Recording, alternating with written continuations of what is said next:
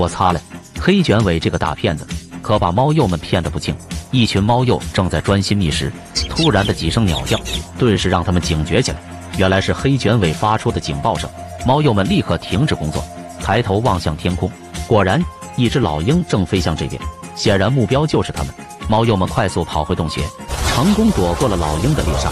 这次幸好有黑卷尾的提醒，才逃过一劫。不久后，随着黑卷尾发出危险解除的叫声，猫鼬们才慢慢从洞穴出来，继续寻找食物。但他们还不知道，黑卷尾的警告并非是出于好心，而是别有意图。猫鼬一番忙活过后，终于抓到一只毒蟹。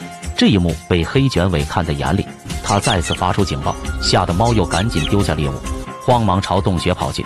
黑卷尾趁机冲向地面，叼起毒蝎就飞走了。这真是我擦了，好一招声东击西！合着这一群猫鼬都在给他打工。猫鼬们虽然气愤至极，却也对他无可奈何。毕竟黑卷尾的警报有时也确实是真的，这让他们难以分辨真假，对黑卷尾也是爱恨交加。